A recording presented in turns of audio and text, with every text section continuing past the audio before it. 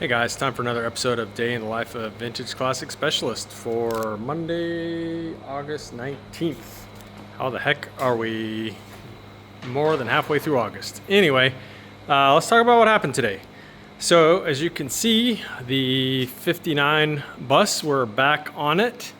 And today Rafa worked on this, working on assembling the window assembly. So on these buses, the window assembly mostly goes together outside the bus and then pretty much goes onto the door. So you can see the other side over there that doesn't have the window assembly on yet compared to this side. And then here's the other side, which is partially assembled. So it kind of goes in like that. Anyway, so this is coming together. Of course, this bus being this bus is, fighting us some, but it's to be expected. We're pretty sure this bus might be possessed by Satan, or at least by a demon or two, because it really seems to get a kick out of fighting us, but, it is what it is. Gorgeous bus, bitchin' bus, but it's a fighter. What can I say? Anyway, so Rafa pretty much worked on these windows today, and so let's see what I did. So pretty much what I did, and had some help from our intern Jacob, is we literally prepared about 120 individual parts for total for zinc plating and powder coating for the buggy. So starting to work on this thing, taking a break from some of the other projects, these two buses here, and giving the buggy some love. The chassis for this thing's going to be done pretty soon, so I thought, let me go ahead and get on with some of the other parts for it. So disassembled completely the carburetor and the fuel pump, which I had previously blasted down to cleaned them in gas and blasted them, got them down to metal, and then stripped them down and pulled them apart. So this is basically all the steel parts off the fuel pump and the carburetor off the 40 horse motor that's going in there. This is mostly back brake and rear axle parts here, with some other random things thrown in. You see there's a distributor clamp, some other odds and ends like that for the pedal assembly. Over here going to zinc, so this stuff is all zinc. Over here,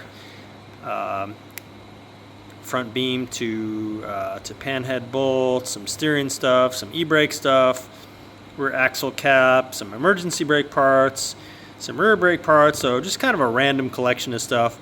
This is actually the distributor, what am I saying? This is actually the generator body for the 36 horse motor right there that our intern Jacob is building.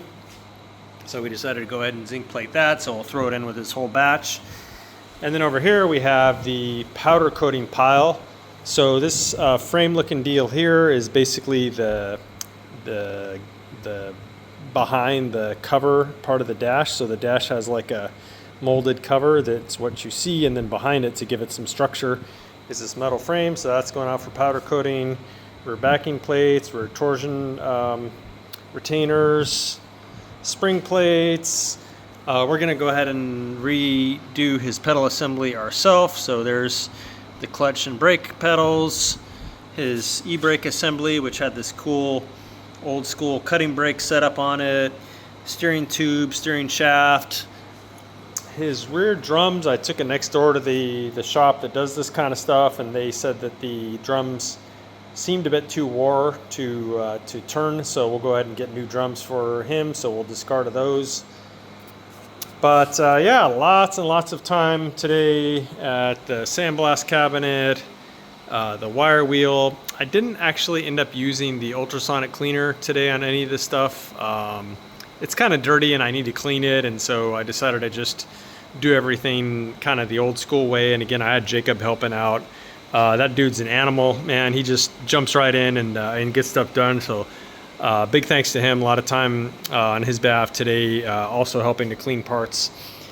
So that's pretty much what happened for this one, other than its transmission is in and freshly rebuilt and looks amazing. This is the guy that we use for all our transmissions, a gentleman named Miguel, who's awesome at this. This shop has been using him for many years because he does amazing work.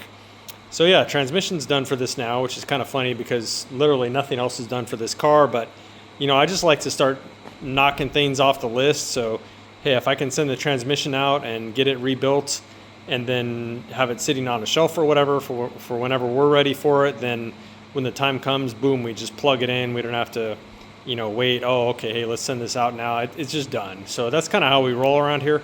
That's part of the way that we get cars done so fast. We're typically doing full restorations in under a year, including paint and body. And part of the way is we're not afraid to spend money, you know, early on in a project and get some things like this knocked out. I mentioned before the motor is already over at Brian Roth's shop. He's going to tear it down and rebuild it, the long block. So yeah, this thing, even though it just kind of looks like it's sitting here looking neglected, there's a lot going on for this thing that when the time comes, it's going to go together pretty quick.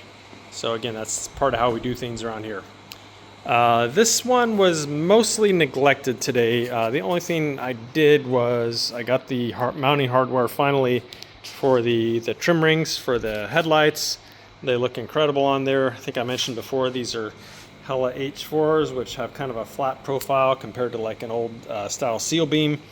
To me, these look perfect on here, especially since this bus is a hot rod. He's gonna have great lighting here from these, and to me they fit right in and look killer. Thanks to Eddie Collins at Eddie and Dave's Garage for getting these nice stainless steel trim rings. I think we're from BBT. Really nice pieces. I did have to slightly modify them a little bit to get them to fit. I don't know if it was the rings or the body, but they wouldn't really kind of seat all the way on this edge here. So I basically crimped the little inner lip around about this much here. Again, it's an area that doesn't show at all once it's assembled on there, but there was just no way these things were going on. So pretty much massaged that inner lip until they went on perfectly, and there you go. So it's always something. Even new high quality parts, a lot of times they need some help. Part of the process though. So that's it, I guess, for today, guys. Pretty much focusing on getting some stuff for the buggy going, and then Rafa working on the bus here. So that's it for today, guys. Thanks for watching. Appreciate it, and we'll see you next time. Bye.